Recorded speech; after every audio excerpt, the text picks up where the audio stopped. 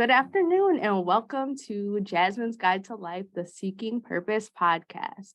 I'm Jasmine, a career consultant, influencer, inclusive leader, mentor, connector, advocate, author, and entrepreneur. But most importantly, I'm a Black woman navigating the journey of seeking purpose, hoping to positively impact others along the way. I started this podcast to bring the aha moments and inspirational takeaways from my book, Jasmine's Guide to Life, Seeking Purpose, to life. So by facilitating these meaningful conversations and listening to diverse perspectives, I hope to continue that growth and help others as I continue my journey of seeking purpose in a genuine and authentic way. So today, I'm so excited to have today's guest, a sister, a friend, wife, mom, boss, daughter, entrepreneur, we'll even say style maven, the best front that I could ever ask for, because there is no other way, but Delta Sigma Theta Sorority Incorporated. But Latrice, aka Trese Myers, thank you for saying yes. Of course, yes. And I think you know this, but I'm also just super proud of you and super proud of this time in your career, and it's amazing to watch you to just go after your dreams and to do it like unafraid and unapologetically, maybe afraid sometimes, but whatever, make it look like you're not afraid. And I'm just proud of you. And Thank you. Don't make me get sappy. We just got started. Like that is, but seriously though, like one of the things that I'm realizing is like life is short. And you have to give people their flowers while you can, but also like take in that sense of wisdom. And I feel like you operate with this level of excellence, whether you realize it or not, and chicness and like this just unapologetically Trese. And I think it's important for people to know that it's possible to reach this level of like superwoman and still being able to like take on new things and reach heights, and especially like in an industry like where you're required to be this like boss and hard and all these things, but you still get to maintain a soft life a little bit at home and have the husband and kids too and go after your dreams. And what's most important to me is like you always keep it real. So you are a straight no chaser, and I know we're gonna have a really good transparent conversation. Next time. So how this topic kind of came to life, I've been having a lot of conversations with people, whether it's my students, whether it's my friends, whether it's just random people who I encounter, and everybody's kind of in this sense of grinding season, but they're also looking for balance. And I've been mulling over this idea of like, what happens when you get what you want, but then you need to like know how to maintain it. And so I think that piece is something new, and reaching a level of security in who you are and what you do, and just like owning that. So I'm excited to see where our conversation takes us, but we're going to talk a little bit about everything from entrepreneurship, turning your goals into income, boss moves, but also like maintaining it all. So, I mean, you are, for what we know. Okay, so this is going to be a loaded question and we're going to get started. But in the book, before we get into any content, the first thing after the foreword is this exercise called Who Are You, right? And it's a loaded question.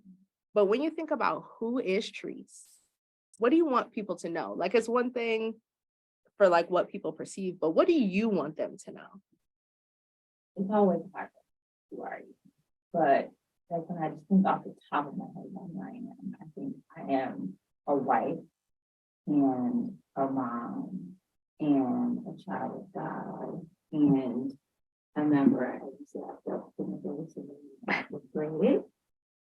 I am a fashion lover, but I do think that I really feel good to be able to say like I am me, and I'm gonna always be authentic and honest and who I am, and no matter what, you'll always kind of know what you're gonna do. I'm not gonna fake it with you, and I'm not gonna like say one thing to your face and you're say something else over here. If I think it, you're gonna know it. You're not Yes. gonna know it as raw as I told you, but you're gonna know it. Yeah. So, really. Okay. So how'd you get to that point? Was it that you've always been this way? Was there this moment of, I guess, transition or aha that you were like, you know what? I'm finding myself. This is who I am. I'm becoming Trese. I don't know that I've always been that way. I think that there are things that happen to you, that you have people and things that happen to you in your life that are working on you, you don't even realize it. And I think having a dad who like loved the heck out of me and a mom who is a boss and who instilled confidence, not that either one of them was sitting down, you need to be confident or any of that, but it's happening to you quietly and you don't even realize it's happening to you. So when you're out in the world, I can navigate differently because of all that they poured into me without even realizing they were doing it. But I'm sure I wasn't always the same. I'm sure I was a maniac. In my 20s, Not a maniac. in my teens and stuff. And then I think too, having kids, at least for me, I can say having kids made me feel like I could do anything. Like I carried twins for 39 weeks and they came out and they are all right. So I can. They're more than all right. Like they are some cute little kids. But after that, like whatever. What could be harder? Okay. So 2 things. One, I hate that I missed outside Trese because I feel like she'd be very fun just from the little glimpses that I see now. But you said something that I feel like I'm living right now, and it's the moment where you realize like you were quietly learning or observing. And I was just talking to a group of girls who I mentor, and we were talking about how like that transition to college/high school is like always awkward because you're finding yourself and then you're navigating this weird relationship with your parents when they become like consultants instead of decision makers. And now I'm at the stage where like my parents are my friends, right? And I'm seeing them as real people. And now that I've lived some life, and it's really interesting to see how much of that like shaped you and what you value. Even like the little things that like kind of work your nerves, you kind of understand them a little bit more. Yeah. So what you talked a little bit about you talked a little bit about love, but like what's one unexpected gem that you feel like you've taken from them that's helping you on this journey of seeking purpose? I think a little fake it till you make it. Yes. And never let them see you sweat. Like mama, I mean, you know my mother, like she is, I don't cry. Like she is always put together, whatever. And like inside, she might be nervous, scared, worried, whatever, but like she's gonna park that before she walks into that room, before she has that conversation. So I think she taught me that. And I think some of that, even like that chicness comes from that. Like the always look better, look where you want to feel, and like be together and park all that stuff you feel. It's okay to be nervous and stuff, but when it's time to go, it's time to go. So I think that's something that she instilled in me that I kept me a little bit. Like prepare the nerves, or how you feel, do it scared, show up like with the boss. Yes, do it scared. Oh. Okay. So you're the queen of booked and busy. Like let's be real. So full-time job, probably more than one of those. A business owner with multiple ventures, a wife, a mom, and not just a mom, but a mom of twin boys. So you like 2 of them at the same time. Involved in your community. What keeps you going? I think I'm always on the pursuit of happiness. Always. I never really stay comfortable. Like I can be happy somewhere, but I'm always like, what's the next thing I'm supposed to do? Even if it is I stay wherever I'm working at that time, I'm always looking at what's happening next. How can I do more? How can I make a different impact? But I think that all happened by mistake, that I became super booked and busy. Like that was not the intention to be the queen of booked and busy. Like it just happened over time, I guess. And next thing you know, like, oh, got lots of goals in the air. How did that happen? But I didn't mean to. Yes, felt, read me, because I feel like that's where I am. So I'm in this season right now of like obedience and like saying yes, even though I don't have all of the answers, or like trusting the gut or like timing of your life. And so you mentioned these things like happen by accident. How do you know what to say yes to and what to say no to? I definitely think, I mean, because before I started, because I teach and then I work full time at a healthcare organization. And before I went to that healthcare organization, people would approach me all the time about a job. And it just didn't, if it didn't spark something in me, or if I didn't feel like I could make an impact, or if I didn't feel like I was called to be there, I wouldn't do it. And I would say, like, listen, I can advise, I can answer questions, I can consult quickly, but like I can't get on it. Because if it didn't move me, I just couldn't do it. And I knew I didn't want to do it. And that was all it would do is hurt my reputation and not give them whatever they were looking for, or I might recommend somebody else. So I trusted my gut, and do I really feel like I'm called to do it? Like I'm big on feelings, I'm big on like, did all that lead me to this moment right here? So I try to go with what's burning inside of me. Do I think I can make an impact, and do I feel called to it? But I do say no a lot. It might have been like I didn't. I think that's important. And I talked about this on the last episode or our like test episode with Charnice. I think you're gauging your yes based on like that thing that keeps coming back to you and you keep getting those moments of confirmation or like those unexplainable like things that you feel like are that there just can't be a coincidence, right? Those are the moments that I feel like, okay, then maybe I need to do it. On the other side of that is, I like control. And I like things to make sense. And one of the things I've had to reckon with is trusting the timing of like when you get an idea or a vision or something that you know that you're called to do. But it requires a wait in between there, or it's manifesting in ways that you don't realize it's preparing you at the time, but it looks different than what you want it to be. So what do you say to the folks who find themselves in that space of like, okay, you're trusting, you know what you're called to do, but it requires a wait or a different pathway? I mean, that's hard because we're both control freaks in this life. Like we want what we want, how we want it, when we want it, we think it's supposed to look, but that's just not the reality. I mean, biblically, it's not the reality. That's and true. It's just not. Once we actually have what we want, whatever that was we thought we wanted, when we look back at the journey before it, it's like, oh yeah, all that did have to happen before this could happen. Before I started my own consulting business, like, I had to work at an agency first. I had to learn what it was like to have clients. I probably needed to have Carter and Lincoln so that I would have no fear to do it. And I could have probably easily started a business a long time ago. And if that was in my spirit to do, but I really needed that whole journey before it. And I think sometimes we get to that place that we wanted to be when we look back. I did actually need to take the longer route. Yeah. So I got a little homework.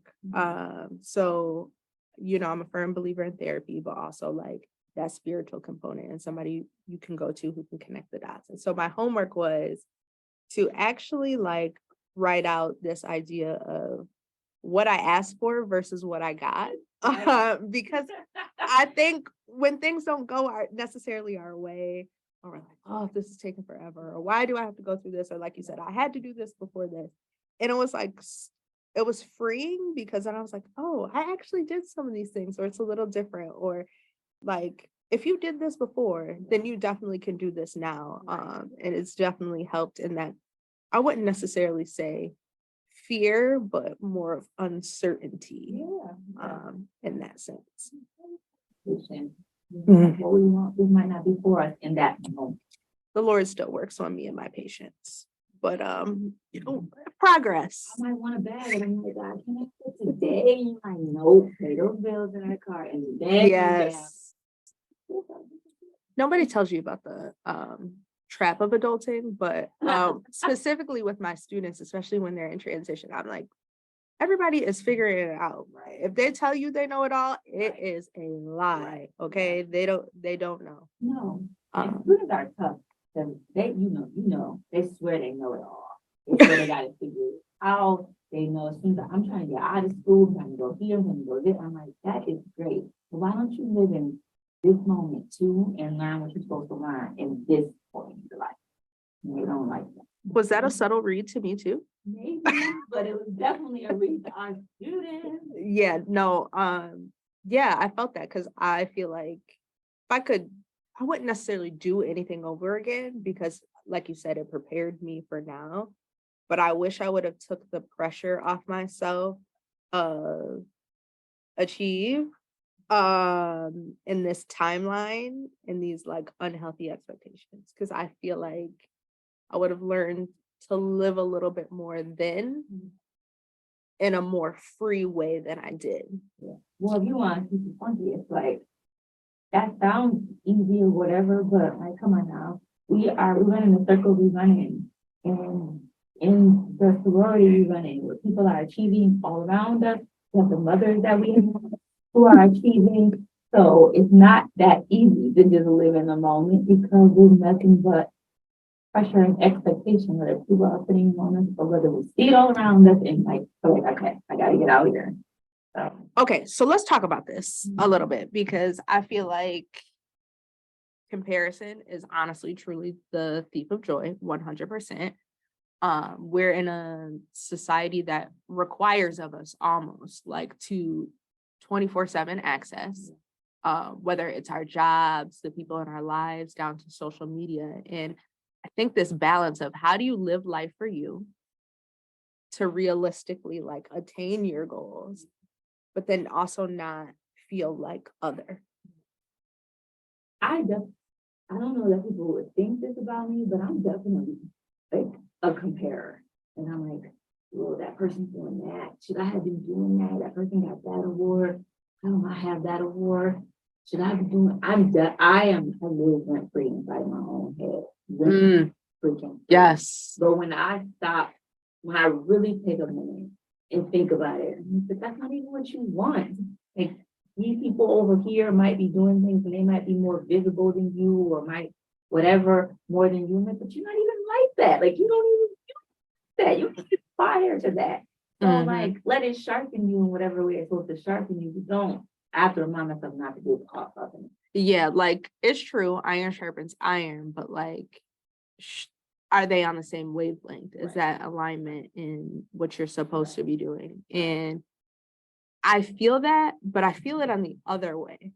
So not that I should be doing it. It's like, I'll give an example. Somebody has said to me, and they meant it in the most like respectful way. No, it's not bad, but it's something that really stuck with me and I had to like work my way out of it. They were like, it was in that transition of I had just got my new job that I'm currently in. I had moved back to Buffalo and figured out like what my next steps were, getting into some other community and leadership roles. And I was like, trying to figure out what I was going to do next. And they said to me, was like, well, what else is left for you to do? And they meant it in a good way. Like, okay, like you've achieved these great things or whatever, like, you have your master's, you have a good job and all these things. Well, there's not much left for you to do. And they meant it like, oh, good for you. Like you check some things off the box. But then for me, I was like, well, am I supposed to be doing more? Or is like the things that I want to do, like not enough? Like it made me think about that. And then I was like, okay, well, what is everybody else doing? And then, well, why am I doing different things than them? And I really had to kind of like work myself out of that, especially that my journey is a little different as I'm knocking on 30's door because the people in your life are choosing different routes at different times. And so, yeah, it's been an interesting. Well, at least you're able to walk yourself away from that and not get stuck in like, okay, well, that's I'm done, even if they did mean in as a compliment. at least you were able to like walk yourself back from there and know like, I got more to do. I mean, definitely faith in therapy. And I also think what in an episode coming up, we're going to talk about the power of like the people in your life and your circle and the people who can, one, not only see the things that you can't see, but they hold you accountable and be like, oh, you're tripping. Run that back. No, and kind of put you on that path. I mean, that goes back to we were talking about earlier. We were talking about like saying yes and no, and kind of know what opportunity to go after. Sometimes people push you into things, like who really see the opportunity that you can bring to something. And like, no, listen, because the job that I have right now, I said no to a couple of times for a long time, for months. For months, I said no. When different people were bringing it up to me, and then finally somebody said, "Oh, enough with the no. Have the conversation at least." And then if you want to say no, fine. And she saw something that I couldn't do, and thank God I listened. So yes, and I'm glad, and I think we all have those moments. And one of the things that I find myself talking when I'm doing consulting is like, people give themselves a no before they can get an answer at all. Like, think about how much potential you're leaving on the table because of a preemptive no.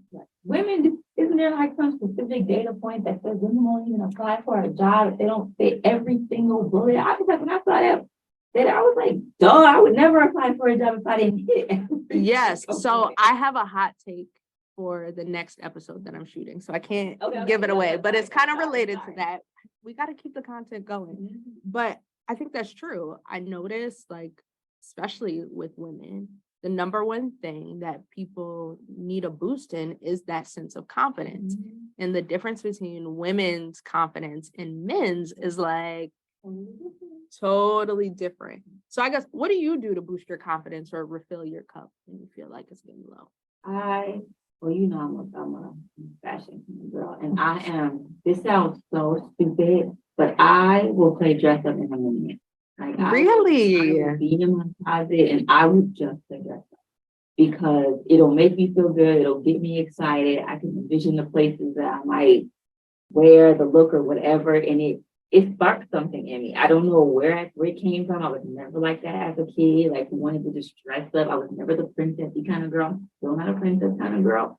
But playing dress up makes me really happy and can like give me that reboot that I need, I think. Or talking to my family or people who I really, really trust. There are people who know that truly like all the things that bug me that are like hot points for me, that are pain points for me, like, and they can knock me out of it for sure. Yes. So I was just having a conversation about how I had this like revelation of the value of having those people who almost kind of like, it's kind of scary how well they know you. And I didn't realize until recently that I didn't know how to answer the question of what do you need? And it took someone asking me, like, I'd had this big win at work and and it took a lot out of me. And I was like, okay, I don't even know whether I'm standing up, sitting down, like whatever. And one of my colleagues was like, hey, what do you need? Can I do something for you? And I was like, straight up, I don't even know if I could ask you. And you know, Brandy and I, we work together, and she had thought about stuff that I didn't even realize. Like I was like, where's my laptop? Where's my phone? It was all in the exact place that I would put it. And she had already left. She has another meeting or whatever. And I was like, oh. Or the other day I was like working on something, and you know, when I get in the zone, everything else goes out the window. And Sharnice called me. She was like, did you eat? Did you take a break? Did you do things before I even think about them? And I think that's important. But then also too, to know that like I can call someone and get my freak out first, like say everything I wanted to say that I couldn't say. And then they'll say like, Okay, now that you got the foolishness out, Let's really talk about. let's really unpack or make a difference or whatever. So that I think there's value in that. I saw her more than that for me. She's remember we talked about doing X, Y, and Z? Said you were gonna do blah, blah, blah. Have you done X, Y, and Z? Mhm. She is definitely that for me. She holds my blood accountable and she's not afraid to keep pushing me no matter how many excuses I give her. Yes, like, and I said this on the test episode. There would be no Jasmine's Guide to Life if Sharnice didn't say, do it and hold me accountable to that. So I appreciate it. Yes. Okay.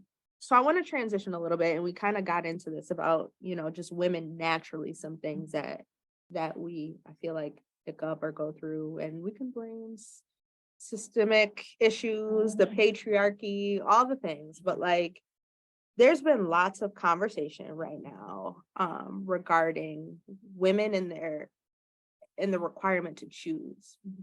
And I'm gonna do an episode alone on this called The Safety of Soft Life. But anyways, so this idea that you have to choose either a strong woman or soft life. You have to choose your career or family. And somehow, I'm not saying somehow, because there's other women out there, I'm sure, but you have been able to keep your independence as Trese, still be a wife, have these 2 boys, and take on new things and manage all of the accomplishments that you have.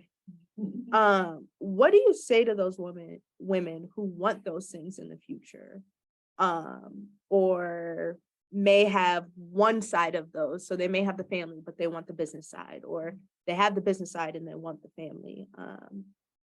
What do you say to them about like still trying to like push for those dreams or aspirations or attain those?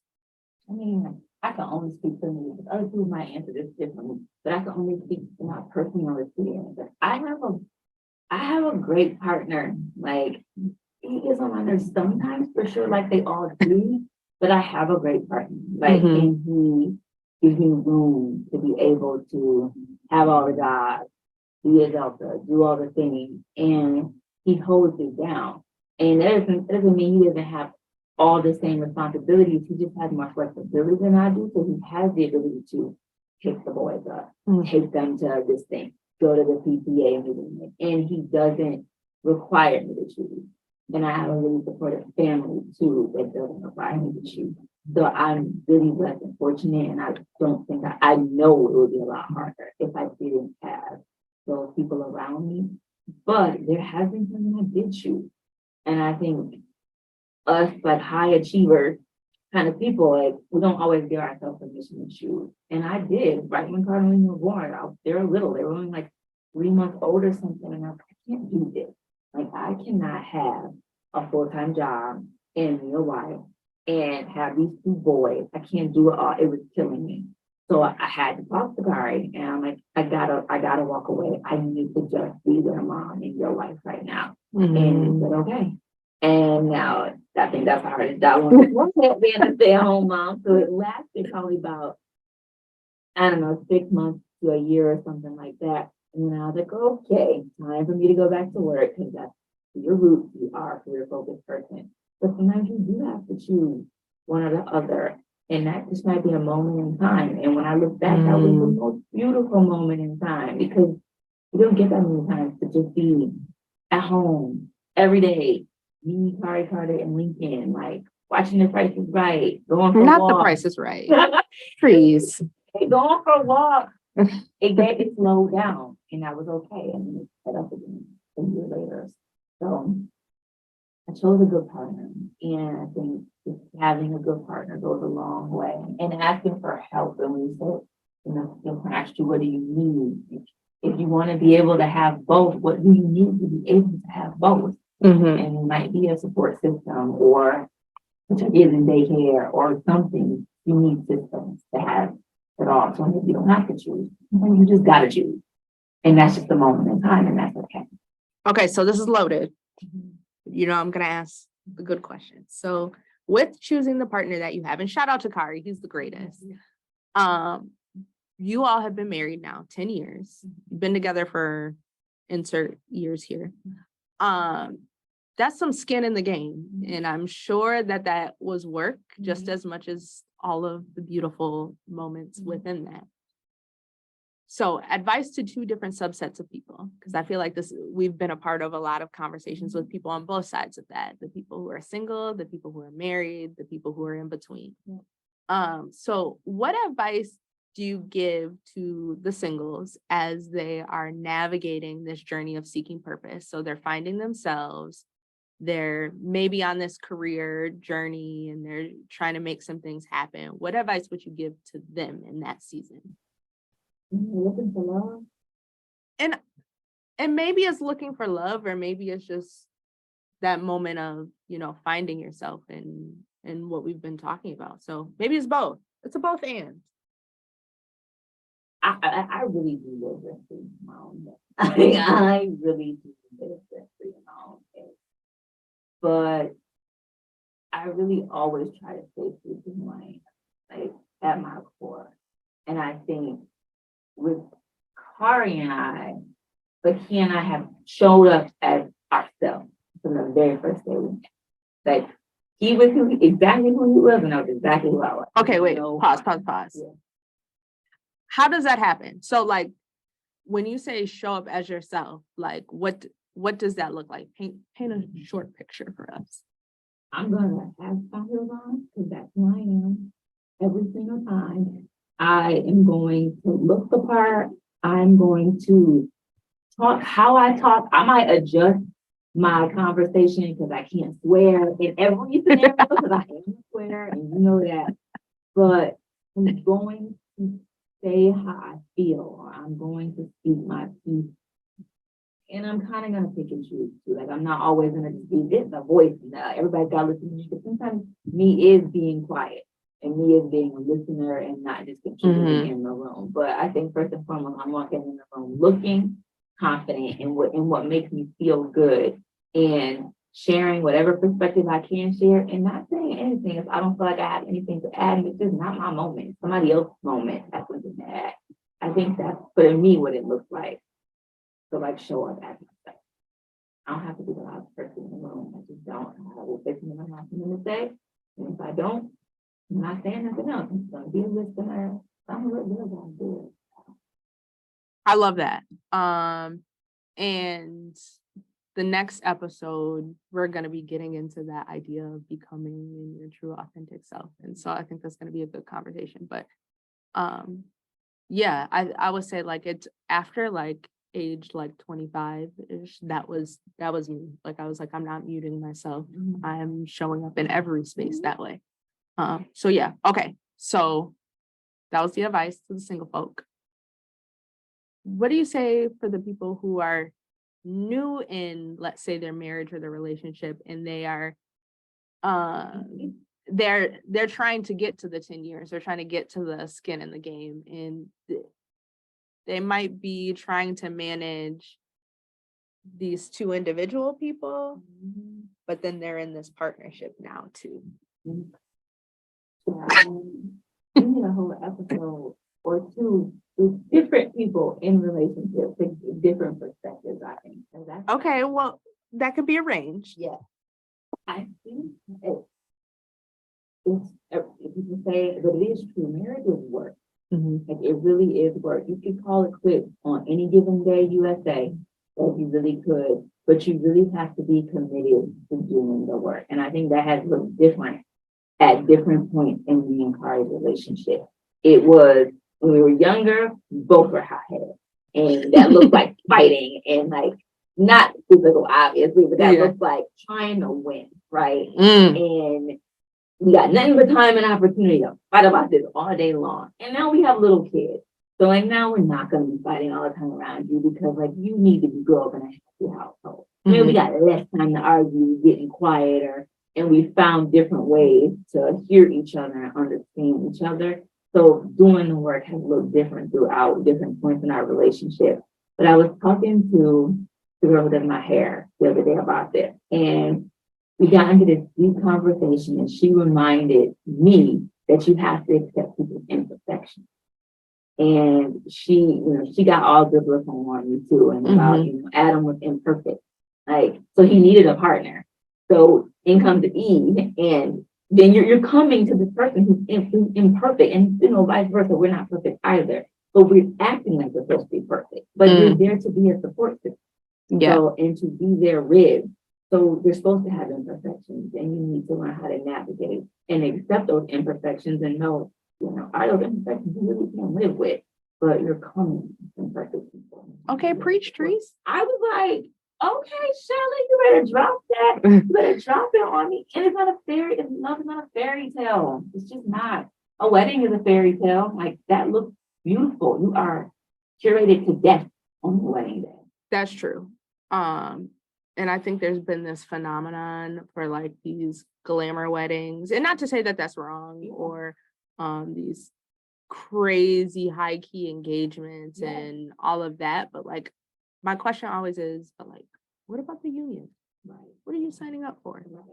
Right. So that's definitely a conversation for another time. Knee deep in the planning and this and that, and you like, but you don't even like him. Remember before you got engaged and you talking all that stuff, you don't even like. What I'm realizing is it's not even that they don't like each other or have love for each other. I think one thing that I'm like grateful about, of at least in my journey, like I truly know myself, especially now. Like I know my tics, I know what I like, what I don't like. I have the boundaries, I know that. And not to say that there's still growth. But there's so many people who don't know themselves. And I think you can want all of those things and it's not wrong. But I always say, like, I never want something that I'm not prepared to maintain or keep. And I think that's where that whole comparison, social media, timeline, you feel like you're supposed to be at a certain place, blah, blah, blah. There's so many things, but I think that's a huge part of that. It is. This next chapter is about the 30s. It's the most fun, and I'm excited for you for that chapter, because you get to know yourself in a whole nother, it's the next level. Yeah, I don't know how to feel about it. Like, I'm not like, oh my God, 30. I'm not one of those people, but I think I'm at this stage now. Like I said, I truly know Jasmine. Like, I feel like I'm in alignment. I'm learning to be obedient in a different way and do things scared and walk in purpose that I always wasn't necessarily confident in. And I feel like that's a value almost of this podcast, that I feel like I'm walking myself into that next phase of life. So I'm, in a sense, I'm kind of glad I don't know, but then I'm like, oh, we'll see where it takes the journey. I think it's amazing. I can never do this. Never. So I applaud you, and I think it takes a level of confidence and being like firm in who you are, and not being afraid to put yourself out there, and not like that in any way. So I think it's fine. It has its days. Okay, so really quickly, because I think it's important. Like, you talked briefly about how like you did your own, you have your own, not did your own, you have your own consulting agency. You have your business with your family, which is beautiful. So how do you get to from just like this idea or a vision, but the courage to actually, what I call an even if make it happen mindset? Resources. The good thing about Buffalo is that there are people everywhere who are willing to help you, and having good relationships with people over the years. So I don't know everything. I thought I wanted to start a business. I started it. I don't do consulting as much anymore because of my other jobs, but I had other people around me who can help guide me, or who could say, we need to talk to you different. Who has information, that person. So being resourceful, having good relationships, not burning bridges with people, because they'll help you, saying hate on you, they'll help you to be set up. And because of those relationships, my first client was an organization that was the marketing communications being led by somebody who was my intern at Moore, at the agency that I used to work at. Right? That's a crazy kind of event. Like that. she went from my intern to being my employer. She's my very first client and Yeah. my biggest client, while I was still running that business. So you should resource it. Be good to people because they show up later. So connections, resources, relationships. That's a big three. I wouldn't. We're both communicators by trade. So we just see each other. That's the front back relationship. It's very true. Okay. So how would you describe your current season of seeking purpose? And what is one thing that you're hoping for? My current season of seeking purpose is, I think everything that I'm doing right now is purposeful. There's nothing that I'm doing that is not purpose driven. But I think that I am, you asked that question about what do you need? I need more about.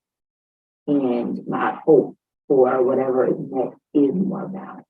Because it's cute to be booked and busy, except it don't look cute all the time on you. And no matter how many shoes I put on and what outfit and makeup and the whole thing, tired is tired. And unavailable is unavailable. And even coming here to be with you today, I was stressed about it all week because it was like, how am I going to get from all these things I have to do at work, these obligations, get there, try to be on time, be present. Like that has to stop. I can't feel like that anymore. So how can I help you on your journey of seeking balance? How can I help you or hold you accountable? Probably just a check-in. Got You you. doing something for you this week? You doing something that makes you happy, that you happy? Say less, because I'm gonna do it. Love you too. Okay, 2 things and then we're done. To the people who are out there on this journey of seeking purpose and they're trying to either secure the bag or secure the lifestyle, what's one piece of encouragement that you would give them as they're in this building season? You're gonna get there. You're not even gonna realize you're there. You're all of a sudden gonna have it, and you're not even gonna know when it happens, how it really happens. But trust the process. That's what I mean. Okay. So every episode I'm talking to people about, and I think you know this already, but twice a year I kind of have these moments of reflection. My birthday and then like the new year, right? So I think about like what I want out of this year of life. So that's the one piece of reflection. And then for the calendar year, I have some sort of theme. So last year it was even if, make it happen. So turning those what ifs, if thens, and just thinking about it in a different way. Like, okay, even if all those things happen, I'm gonna do it anyway. And it turned out into this year of, I would call it, made it happen and still happening, which is beautiful. And then for 28, I was like, okay, my year is going to be all about alignment and confirmation and this sense of purpose. So when I was coming up for what I was trying to figure out what 2023 was going to mean to me or going to be the theme, it was just one word. And it came like, so this is it. It doesn't need any frills. It doesn't need anything. Like, this is what 2023 is. And my word is wholeness. So I am showing up whole in every and anything that I do. Embracing that. And how's that going? That'll be April. Ooh. Actually, okay, so it's honestly not that bad. It's not as bad as I thought it was gonna be, because I was like, okay, wait, wholeness, that's heavy. Like one word, but that is really heavy on what that means and the intentionality that you have to have with that. And there's been some moments where you have to be like, okay, boundaries, but be accountable. It's those moments of knowing when to take a personal time out, or separating. It's enjoying life, or like also like celebrating myself. Like For the first time, I'm actually going to be like doing a celebration for an accomplishment that is just a celebration, like that type of thing. Or like you said, being the same with everyone, or like this idea someone said to me, or I was listening to it, like I'm really big on humility and being humble. But sometimes we choose humble for the comfort of other people, or just so many things. So I've been showing up whole, and it's been transformative. But yeah, You showing up whole? yes, I mean, so this is actually, we are closing out the first quarter of 2023. And I'm excited. I'm hopeful. Scared per usual, but I'm doing it anyways. So what my last question to you is, if you had to pick a word for 2023, what would it be?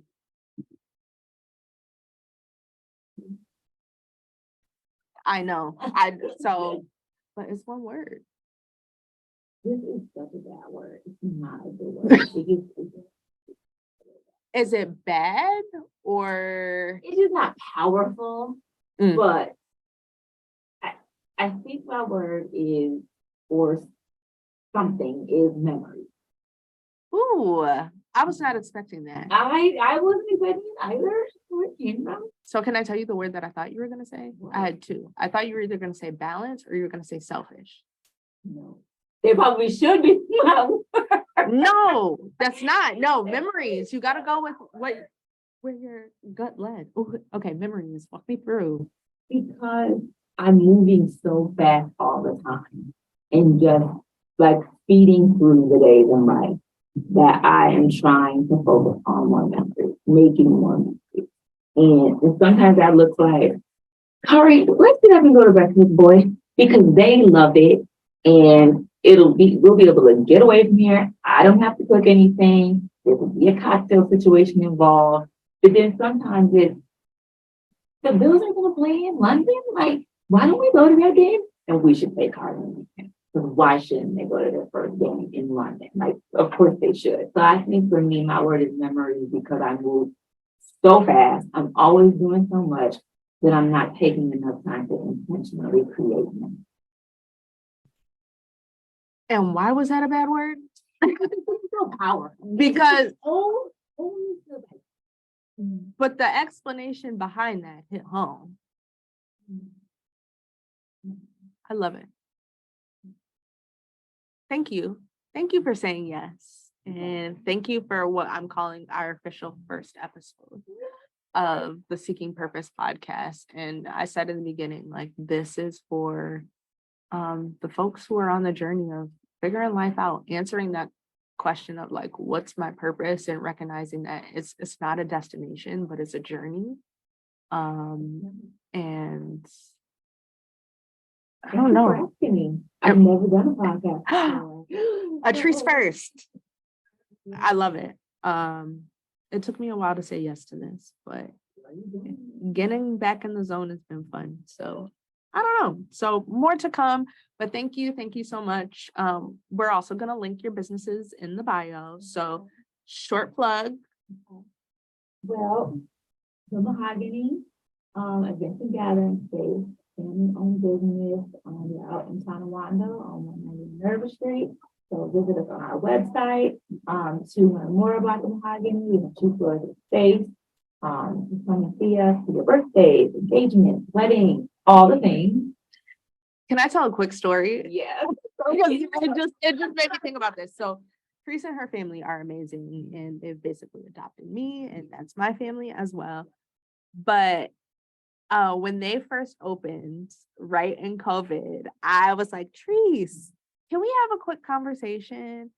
And she was like, what? And I was like, well, I'm helping my cousin get engaged in a surprise. It's a surprise, and it's in COVID. Help me out. Not only did Trese help me out, she kept it a secret, but literally we had her give a fake tour of the event space. And I just appreciate somebody who's always down for my antics and foolishness. And Trese might be mad after the fact, but she'll be like, I'm showing up, but you're gonna hear my mouth. Oh, like that was a big deal, not even gay. I was Yes. I was stressed. Yes. For So sure. not only that, but like weddings, parties, we've had some great memories at the Mahogany. So yes, check them out. Book it up. Okay, Evergreen Health, medical behavioral supportive services, for underserved communities, so come and see us for your healthcare needs.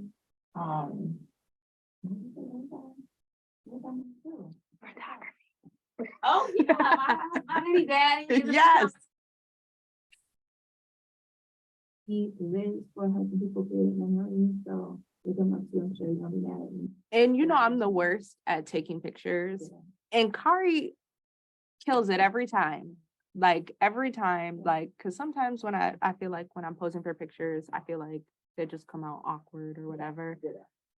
So normally the off guards are the ones that I like, but Khari kills it every time. And I never have to second guess. I'm like, okay, just send it to me. Yes. Okay. Well, thank you again. I love you. I appreciate you for coming. I'm excited to see what content we get and who we inspire along the way. That's the goal, right? Thank you. Thank you.